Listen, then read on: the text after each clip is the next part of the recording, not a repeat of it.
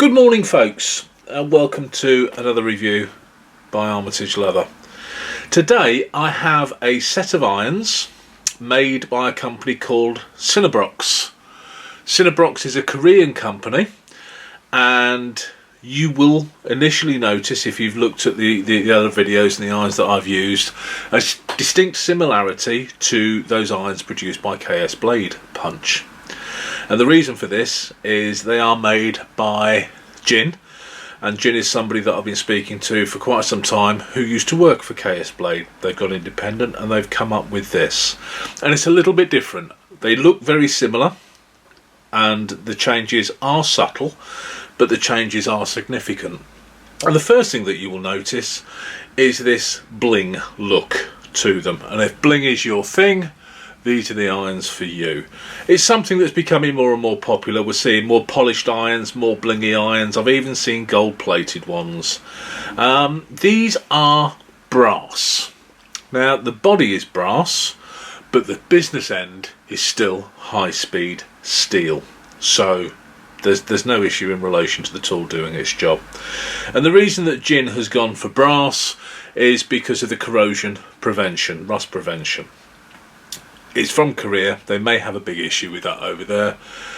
We don't have a massive issue with it here so much. If you buy the seaside, well, I don't. I mean, those by the sea might have a different thought on this, because there's so much more salt in the moisture. I'm right in the middle of the land. But if you do live by the sea and you do have issues in relation to rust, then this could be the thing for you. First impressions on the brass. Why would you make a tool that you're going to strike repetitively from brass? That didn't really resonate with me. Brass isn't a material that you would necessarily think of for making a striking tool, but the bodies are very, very robust, and this additional head section up here is wider and stronger. Now, brass is a fantastic medium. It's very malleable. There's so much more you can do with it. It lasts long. It doesn't corrode, and you can see the rationale behind that. But it is half the strength of steel. But steel is far, far stronger than we need it for tools of this structure. So I've had these a little longer than I would normally, because I really, really wanted to give these a good hammering, and we can see a distinct colour between the two. This one's just had a lick on the mop, and this is how you get them. This has been used a lot. I've given it to a lot of students to use, and the discoloration of the brass kicks in. It's still nice, it's still lovely, but I like this very, very slightly tarnished look to brass. The shiny stuff, I'm not too fussed about. It can tarnish away. They are really nice to use. There's no getting away from it. They produce a lovely hole, and the distinctive thing about these teeth, now these teeth are actually longer than many other makers. They're actually 10mm long, and they're actually very slightly wider as well. They're 2.2mm wide. So if you're wanting an iron that produces a deeper hole, so you're going through more layers, and you're using a slightly heavier thread, then this could well be a tool that suits you, suits what you'll need. I've certainly found it useful giving it to students who are stitching belts, where you're going through 4.5mm of English bridle. If your hole's too small, they're fighting it, they're using an awl, whereas with this it opens that hole just a little bit more, but it's still a nice small hole. And we've got a scrap of leather here, and let's just have a look. I'm not going to go all the way through at the moment. I'm just going to go so that the teeth are just showing up on the back, and then we can have a look at the size of the hole. See, that's not bad. This is 3.5mm thick, and to be fair, let's really give it some welly. I've gone through there 2.5mm. There's plenty of steel poking through at the back. That's still not a bad hole, even if we give that a little bit of a rub down, because we've just opened it up.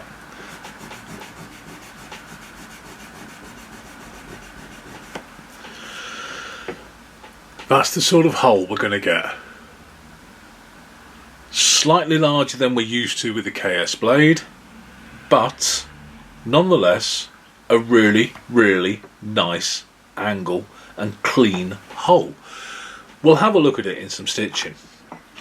So Jin's added a longer tooth, a slightly wider tooth, all of this to help with a different sort of stitching.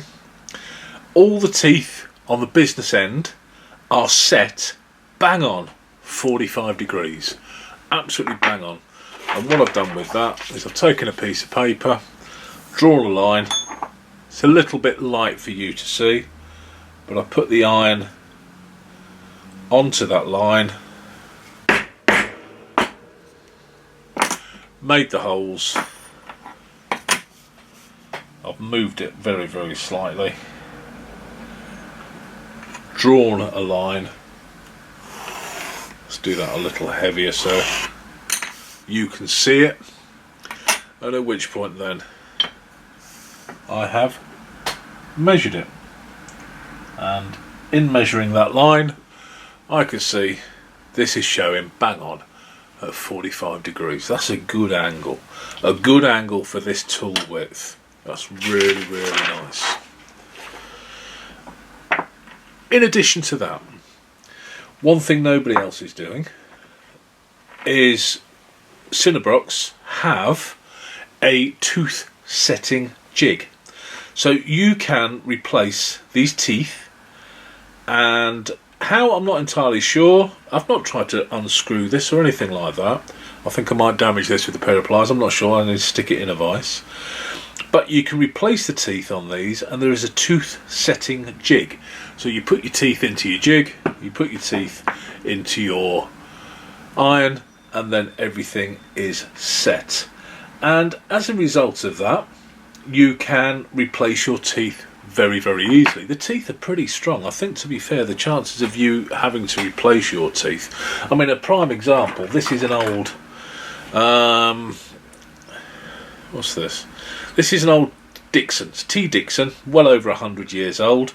The teeth are much finer.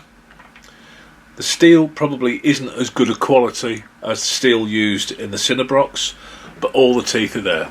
The chances of you having to replace the teeth are very unlikely. Bearing in mind this is a pricking iron, so this only goes into the leather a very little way. It's not put under stress. This will go through 2 layers of 3mm without any great stress at all. Proof of the pudding. So this leather is, let's find another piece, because I think that might be for something. Here, there's a couple of scraps here I'm not going to use. So this leather is 3.5mm thick, so this is 7mm in total. Usually a very big task. And we're poking through there. We've got a nice series of holes, a little further, just to open that up a little bit more. Let's see if I can get it out. Oh, no stress there at all. Now that's gone in further, that's given me a bigger hole. However,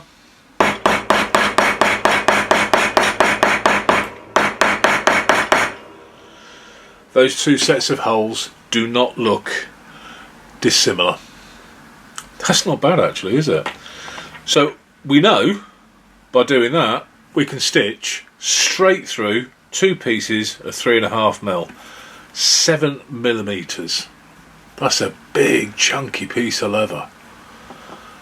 I'm quite impressed with that. So we could go straight at it. And the thing is, yes, the teeth do broaden as you get towards the top of the hole stretches, but a tap down soon brings that hole back into line. And that's a lovely angle. I mean, you can see I'm wellying this. There's no impact at all going on up here. I'm using a good maul. It's a nylon maul. I'm not going to use steel. You start using steel on this, then yeah, you're going to have big issues. But you wouldn't dream of using metal on metal. And if you are doing so, stop it. It's not a good idea. It will damage your tools, and more importantly, it's dangerous. Something can come off and it goes in your eye. You could lose an eye. Don't even think about hitting metal on metal. So I didn't like the brass. I'm still not 100% sure I'm a fan of the brass. I'm still a little confused. If you're going to go to all that work, why use a weaker material? Yes, I can see the rust prevention, but if you look after your tools, that shouldn't be a factor anyway.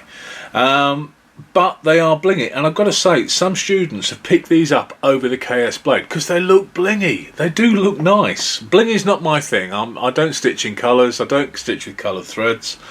If it's not black and really dark brown, it's not me. So that's a personal preference. You may be looking at these and going, "Oh, they're awesome." And if you like them, it's www.sinabroks.com. I'll stick a link down below. The 12 tooth is £121, and these are 3.85, so we're looking at 7 stitches per inch. They do a whole range. Download the list. Go to my website, armitageleather.com. Stick another link down below. You will find the sheet on the pricking irons. For this one, it'll be the last, but if you're looking at down the line, there may be a few more behind it. Find the Sinabroks iron, and you will see all the sizes, the price, the link to the website, my thoughts and feelings down there as well, and all the other irons as well. Don't just look at one, always look at multiple. Make sure you're buying the right tool for you. But the 2 tooth is £45, so the 12 tooth is £121. That's $160. The 2 tooth is £45. That's $60. And you can buy spare teeth. And the spare teeth are £5.30 each, or $7. And I think you can buy a set, which is a jig to set your teeth, and you get 3 teeth with it, and it's about £35. I've not worked the dollars out on that, but that's still not too bad. But the chances of you having to take this apart, I'm not seeing the necessity for replacing teeth. This replacement tooth system is very, very new. The first that did it were KS Blade. The second to have done it are Sinabroks. There are a bunch of Chinese copies out there as well, but there is no guarantee about what that steel is, so I wouldn't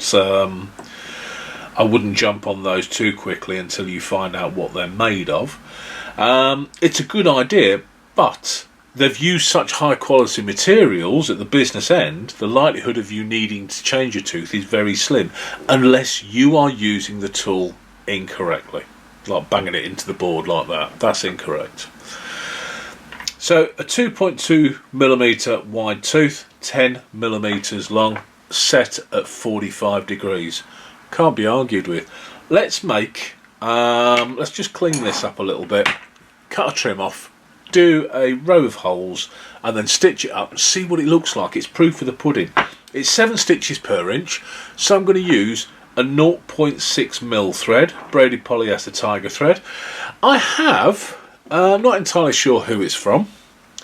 I've got 0.55. I've got some twist here. Somebody sent it to me and it's sat on the bench. I might actually give that a go. If I can find out who sent it to me, I'll let you know.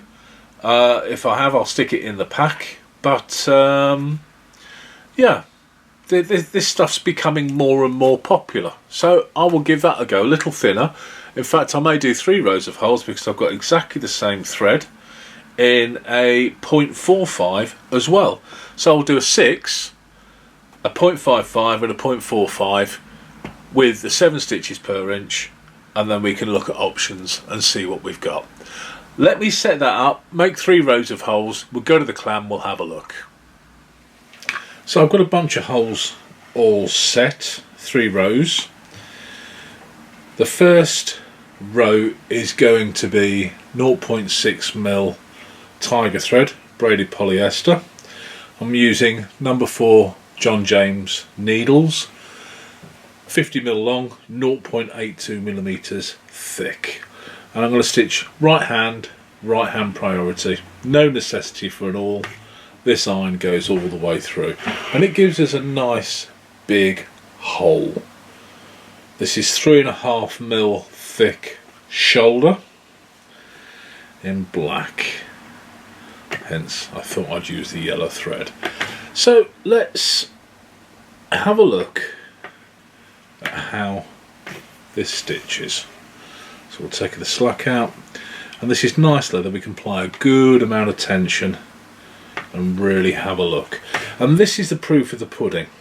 See, if we've got our thread matching our SPI and a good heavy leather, and we apply a good amount of tension to it, this is where a long hole can fail, because we end up seeing more of the hole than we really want to.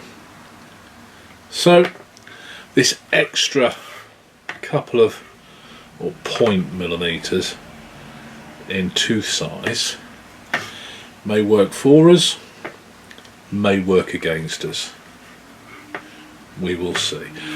To be fair, I'm saying that, I know exactly. It's not going to work against us, it's going to work for us. It's giving us a nice size hole. The tooth is longer, so that gradient of it going up towards the body is over a much greater distance, so we can create a fine slit in the leather to stitch without going too far in, not stretching the hole out. But we saw, I went through 7mm of leather, made a big massive hole, it stretched the hole, and the hole then went back to the proper size. So even if we do go in deeper, we know that this hole is going to settle back to what it wants to be, and that's awesome. And yeah, I've got a bit of concern over brass, and I think that's moreover, well, everything's made out of steel, why then choose a softer metal to make the tool from? But I've kind of been thinking about that, and we look at what we make from brass, and we make a phenomenal amount of stuff from brass, and it's exceptionally durable and exceptionally strong. I mean, just think of the nuts and bolts that are used in industry every day that are made of brass to prevent corrosion, and as a result of that, they work. So yes, steel is stronger than brass, without a shadow of a doubt. But does the tool need to be made of steel? At this moment in time, I'm guessing not. And I think if we looked at some of the old fashioned tools, we would see an awful lot more brass involved. Brass is more expensive than steel, and this is possibly why we've seen it filter out from tool making. And we've got this lovely sort of blingy, shiny loveliness going on with the tool that we don't see in normal tools. So you got to remember, guys, and I make no bones about it, I am not an expert when it comes to metal. It's, you know, you get somebody who's a real metal expert and has a true understanding on the properties of different materials, and may be able to highlight in a little more detail how strong brass actually is. And it is a good material for this tool.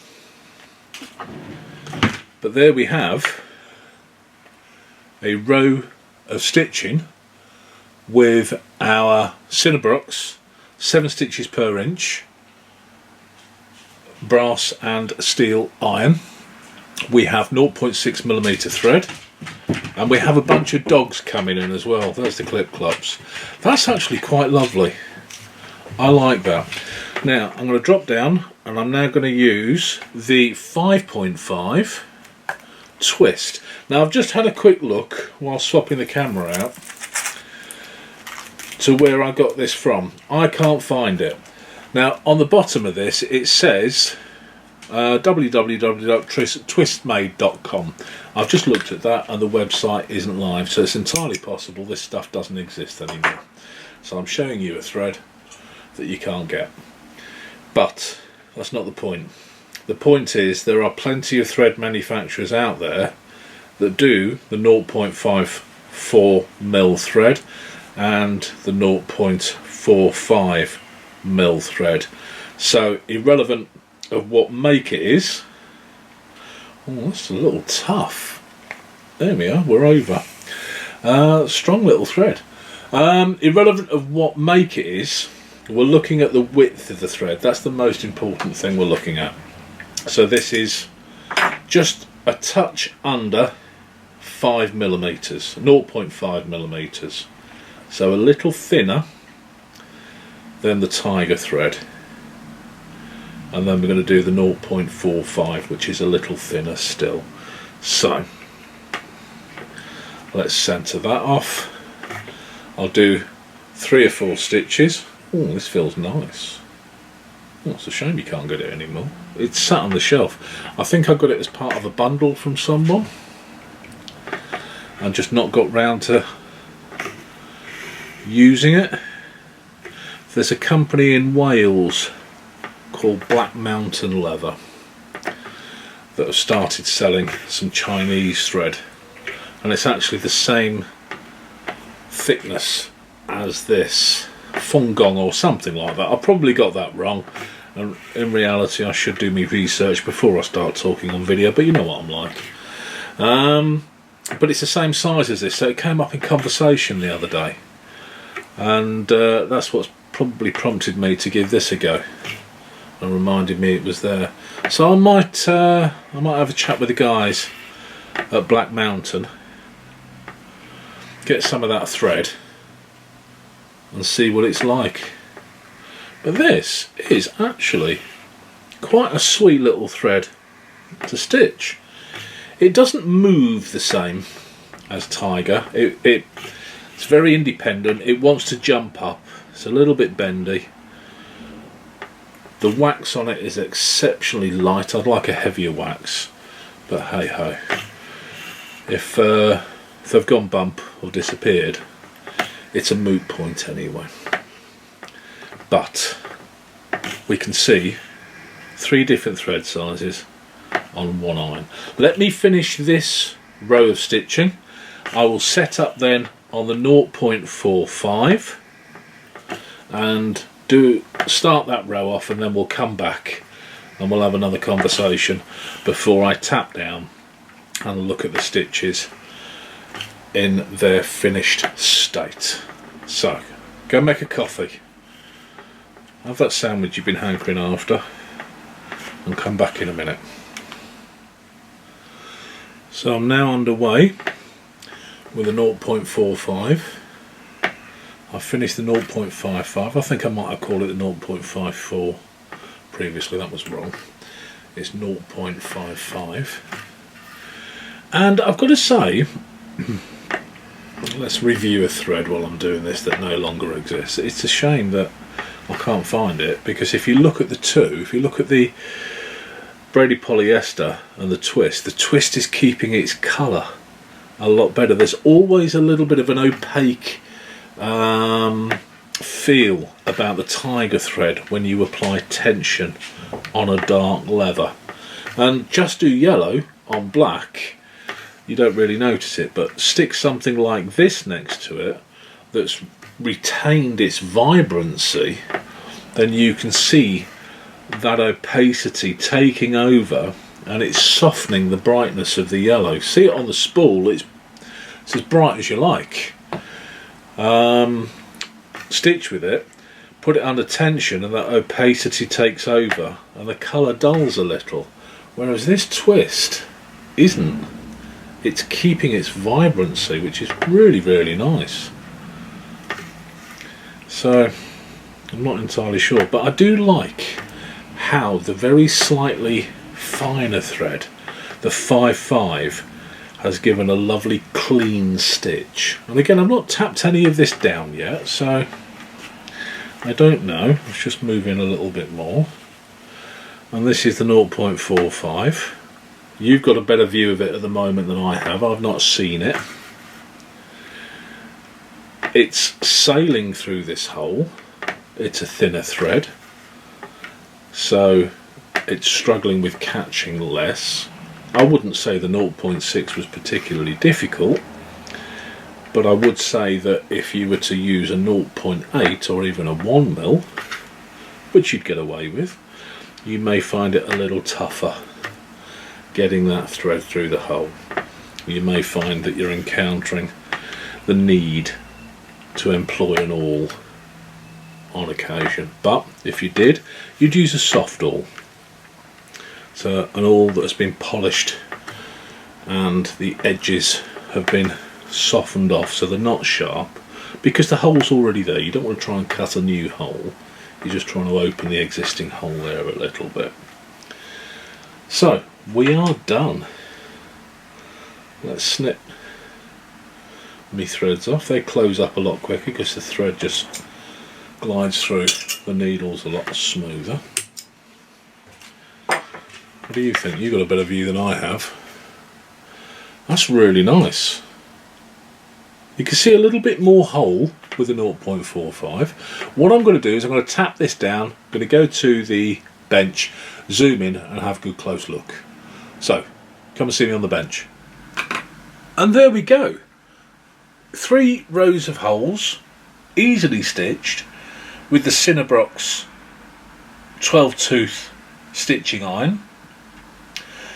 7 stitches per inch, 0.6mm thread, 0.55mm thread and 0.45mm thread. Same iron, 3 different stitches, same SPI, but in lightening the thread we're changing the delicacy of the stitch slightly. And we could look at the bottom one being for something light like a wallet or a purse, the middle one for something like a bag, and then we can go up towards sheaths for the thicker. And again, I suspect, I'm not going to do it at the moment, but I suspect if we were to stick a 0.8 certainly works with 7 stitches per inch, but this is a fine tooth, so it's not opening the hole up a great amount. So if we were to use something like the crimson hide that opens the hole up an awful lot, then a thicker thread sails through much easier. This gives a very, very fine looking hole. A nice little tool.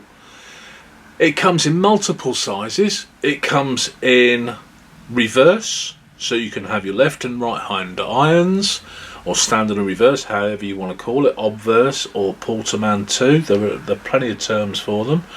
They do their round, so if you're looking at doing a big run of pipe seams where you need or a turn seam, where a round hole is better than an angled hole for your internal stitching, they do those as well. They do the kits for resetting your teeth and re-angling your teeth. The angle itself is set at 45 degrees, the tooth is 2.2mm wide, the length is 10mm. What's not to like? And we look, and yeah, I'm hanging on this brass thing, but we look at how many tools we use over the years. I mean, how many old second-hand vintage tools, chisels in particular, that have wooden handles, yet they're still about and they still function as good today as they ever have. Well, we know brass is considerably harder than wood, so it's not going to fail. I've just, always thought, well, brass is a weaker metal. It's easier to turn, it's easier to form, it's softer, and it is softer than steel. No two ways about it. However, it's a damn sight harder than wood, and I think it's hard enough to do this job. This has been whacked aplenty by plenty of students, and we can see that top, it's only ever been hit with nylon hammers, mauls. It's never been hit with metal, but we can see that top is as pristine. We can still see the turn marks. I'll get rid of the... We can still see that turn mark there. That is very, very shallow. You could polish that off with a mop very easily, but it's still there, which means the amount of impacts this has had, it's not even affecting the surface of the material yet. So that's going to take years to distort, and some very poor abuse. So I don't think brass is a bad idea. If you're living by the sea or you just want something blingy, go for it. They work. That's the most important thing. That is the proof of the pudding. Do they work? Yes, they do. Good angle, good tool width, good tool length. I like a slightly smaller hole. I like as small a hole as possible. We're looking at something like this, and we're probably looking at about 1.3, 1.4 millimeters in width. But that's just personal preference. How you stitch dictates what you need. But if you're stitching small leather goods, this is a cracking tool. 121 quid for the big one, 45 quid for the little one, 166 quid for a set. That's not too shabby. They're gonna last. Folks, a little bit of an insight into a new tool from Sinabroks, a Korean company knocking out some very, very blingy, effective tools with a very subtle difference to the former KS, well, not former, they're still going strong, but formerly working for KS Blade. And they've added some stuff to it, and the stuff that they've added I like. Like I say, we went through 2 pieces of this, sailed through it, and the holes came back beautifully, and we can see there with the tap down, these holes have actually closed up nicely. We stick it on the bend a little bit. Oh, we can see there, that's not distorting the holes anymore, it's not stretching out. That's actually giving us a really, really nice stitch. I'm pleased with that. If I produce that on an item, I'd be happy. Folks, I hope that helps. Don't take my word for any of these reviews. They're my opinion. That's the most important thing to remember. They are my opinion. Get hold of a set, try them, speak to other people who have got them, see what they think. Get all the information you can before you put your buck down. And when you've made the commitment, you should be happy. Take care, enjoy, see you next time.